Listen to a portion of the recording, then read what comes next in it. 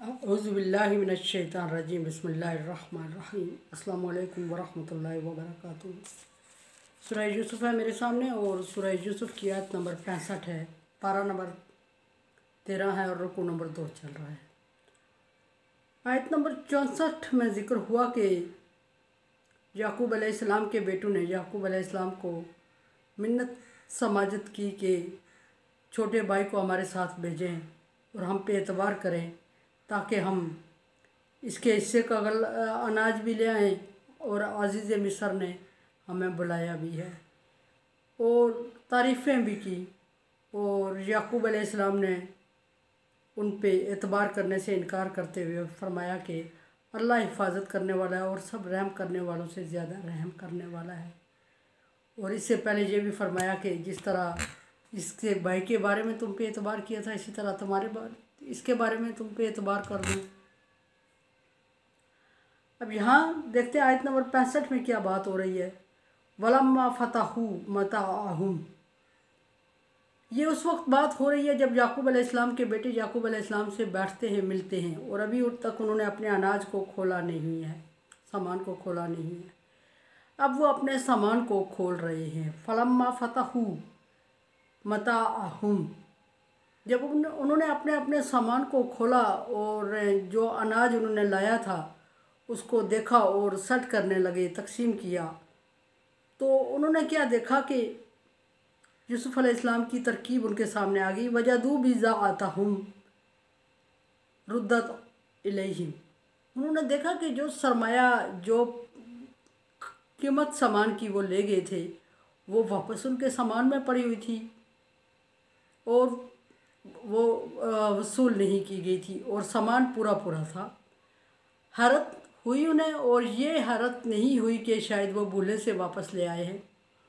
हैरत बादशाह मिस्र की सखावत पे हुई कि उसने हमें सामान भी पूरा दिया और हमारे कीमत भी वापस कर दी। बिलाशुबा ये कोई बहुत बड़ा इंसान, नेक इंसान है।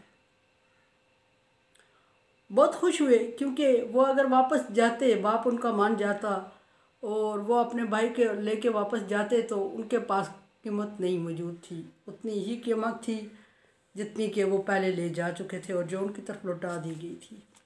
उसके अलावा उनके पास और सरमाया नहीं था गल्ला लाने के लिए। और वो बहुत खुश हुए और कालू या अबाना मा न बगी हाजी बिज़ाअतुना रुद्दत इलैना, बाप से ज़िक्र कर रहे हैं और बाप से बड़ा खुशी और जज्बाती ज़िक्र कर रहे हैं और बाप से ये कहते हैं कि अब्बा जान, आप अब आपको क्या एतराज़ है। और आप ये देखें कि अब हमारी और मुश्किल आसान हो गई है कि हमारे पास सरमाया नहीं था और कीमत नहीं थी और हम समझ रहे थे कि अब जाएं भी तो क्या लेके जाएंगे अज़ीज़ मिस्र के पास और किससे गल्ला लाने की उम्मीद रखेंगे और किसके बदले में गल्ला हासिल करने के लिए जाएंगे। तो ये देखें कि जो जमा पूंजी हम लेके गए थे, जो कीमत हम लेके गए थे, जो आपने कीमत हमें बना के दी थी, वो उन्होंने हमें वापस कर दिया, हमें लौटा दिया। और ना सिर्फ वो कीमत लौटा दिया बल्कि अनाज उस कीमत से कहीं ज़्यादा अता फरमाया है। याकूब अलैहिस्सलाम एक लम्हे के लिए फिर चौंक जाते हैं और महसूस करते हैं कि कहीं ये मेरा यूसुफ ना हो। लम्हा लम्हा आपको यूसुफ की याद आती रही। व नमीरु अहलना व नखफिज, और ये कि हमारी जब कीमत लौटा दी गई है तो हमारे लिए दोबारा सफ़र करना और उसके पास जाना और फिर और अनाज तलब करना, और ये और भी आसान हो गया है। हमें उससे मदद नहीं मांगना पड़ेगी बल्कि कीमत लौटाना पड़ेगी। और ये भी मुमकिन है कि उसने कीमत लौटाई है और हम उसको अमानतदारी का सबूत दें तो वो हम पर और ज़्यादा आसानी कर दे। ये क्या कि उन्होंने बाप को कायल करने की कोशिश की और बाप से अर्ज़ की नमीरु आहलना, हमने अपने अहल व अयाल की आसूदगी का इंतज़ाम करना है और हमने अपने अहल व अयाल की आसूदगी का इंतज़ाम किया। हम जाएं ताकि हमारे अहल व अयाल के लिए और आसूदगी हो जाए, आप भाई को हमारे साथ भेजें। और इस तरह फिर नखफ़ज़ हम इसकी हिफाजत करेंगे। बाप से कहते हैं कि अब्बाजान आप परेशान ना हो, हमने इसकी हिफाजत करनी है और हम आपको मुतमईन कर रहे हैं, तसल्ली दे रहे हैं और आप इसको हमारे साथ भेज दें। फिर ये भी अर्ज़ की नज़दादु कैला भी ईद बाईद के इसके जाने से ये भी आसान हो जाएगा कि हमें एक ऊँट अनाज का ज़्यादा मिल जाएगा और जब एक ऊँट अनाज का ज़्यादा मिलेगा तो इसके लिए भी आसूदगी हो जाएगी और हमारे अनाज में इजाफ़ा हो जाएगा। और अगर ये नहीं जाएगा तो फिर जो अज़ीज़ मिस्र है वो इसके बग़ैर अनाज हमें नहीं दे रहा है। यानी जो बंदा मौजूद होता है वो उसी के हिस्से का अनाज देता है। अगर कोई हम इसका ऊँट या जानवर को ले जाते हैं कि इसके लिए बेशक हम उसको कीमत भी अदा कर दें, वो हमें ज़्यादा नहीं देगा। ज़ालिका कैल यसीर, ये बहुत आसान हो गया हमारे लिए कि एक ऊँट अनाज हमारे पास और आ जाएगा और आसूदगी हो जाएगी। और ये भी कि हम भी दोबारा जाएंगे उसके लिए ये जो कीमत लौटाने, तो वो हो सकता है बहुत खुश हो हमसे और बहुत इनाम व इकराम दे दे हमें। ये कह के वो बाप से कहते हैं कि भाई को हमारे साथ भेज दे, बाप को कायल करने की कोशिश करते हैं। लेकिन याकूब अलैहिस्सलाम हैं कि अभी तक खदशात में हैं और अभी तक उनकी बातों पे यकीन नहीं कर रहे और दो टोक उनको सवाल के जवाब दे रहे। फरमाया कि लन उर्सिलाहु माकुम, हरगिज़ ऐसा मुमकिन ही नहीं है कि मैं इसको आपके साथ भेजूँ, ऐसा मुमकिन ही नहीं है कि मैं छोटे को आपके साथ भेजूँ।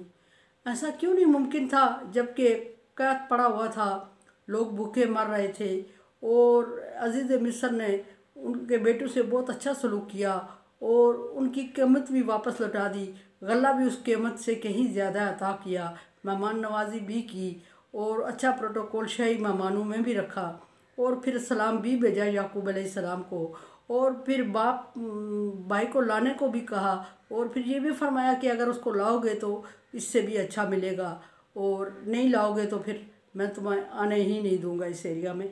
तो फिर याकूब अलैहिस्सलाम इतनी बातें समझने के बावजूद फिर कह रहे हैं कि हर मुमकिन ही नहीं है या हरगिज़ उसको आपके साथ नहीं भेजूँगा। इसके पीछे वो सारे खदशात थे जो यूसुफ़ अलैहिस्सलाम के बारे में, यूसुफ़ अलैहिस्सलाम के वक्त में उन्हें लाहक हुए थे, या जो ख़तरात लाहक हुए थे वो अब खदशात बन गए। फरमाया कि ख़त्ता तूनी मूसिकाहुम मिनल्लाहि, लेकिन बिलाखिर याकूब अलैहिस्सलाम आमादा हो जाते हैं। आमादा हो जाते हैं किस वजह से?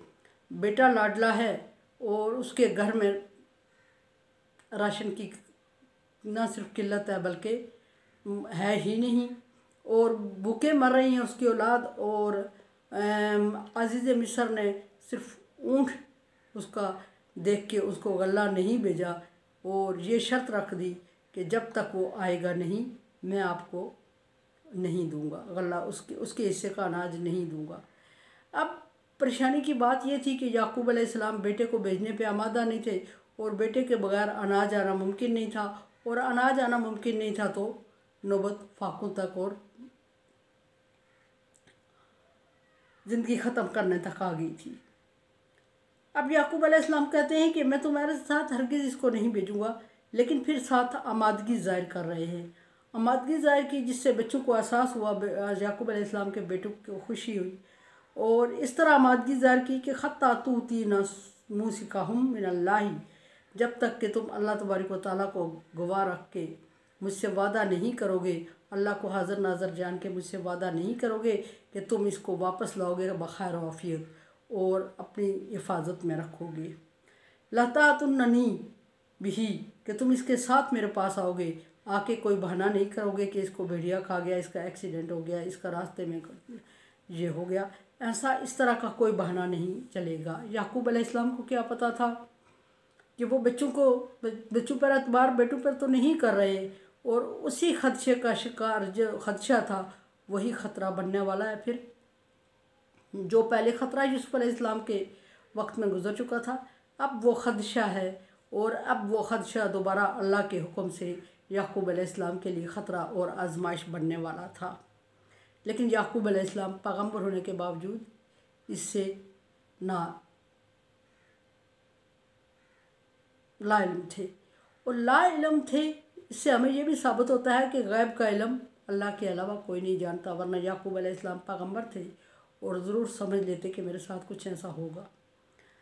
फरमाया कि अल्लाह को हाज़िर नाज़िर जानकर तुम मेरे साथ वादा करोगे, इल्ला अन युहात बिकुम, हाँ एक बात पर तुम्हें मेरी तरफ से तुम्हारे लिए कोई शिकायत नहीं होगी कि अगर तुम सब पर कोई आफत आ जाती है, तुम सब घेर लिए जाते हो, तुम सबको किसी वजह से काट कर लिया जाता है और तुम सब वहाँ रोक लिए जाते हो, फिर ये भी रुक गया तुम्हारे साथ, तो मुझे तुमसे शिकायत नहीं होगी, उसके अलावा मैं तुम पर यकीन नहीं कर रहा। फलम्मा आतूहु मूसिकाहुम, और उन्होंने बच्चों को रवाना किया। बेटों ने पूरा पक्का वादा किया अल्लाह तबारक व तआला को नाज़र रख के, जो बातें याकूब अलैहिस्सलाम ने जो शराइत रखी उन शराइत के साथ बाप से वादा किया और भाई को साथ ले जाने के लिए आमादा कर दिया बाप को।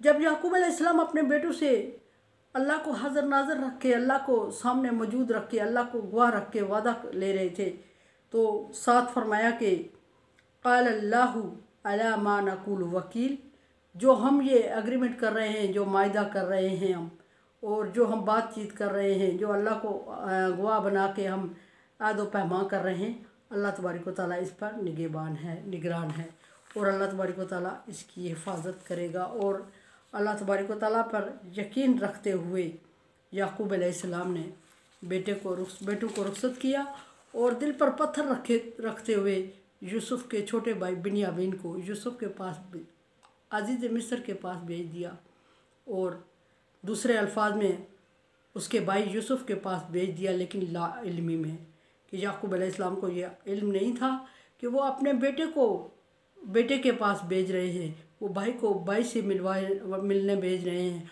और ये असबाब बनेंगे हम बाप बेटों की मुलाकात का, उन्हें ये अंदाज़ा बिल्कुल नहीं था। याकूब अलैहिस्सलाम बाहैसियत इंसान पैगंबर थे, लेकिन बाहैसियत इंसान एक ऊँट अनाज के लिए अपने बेटे की जुदाई बर्दाश्त करने पर आमादा हो गए।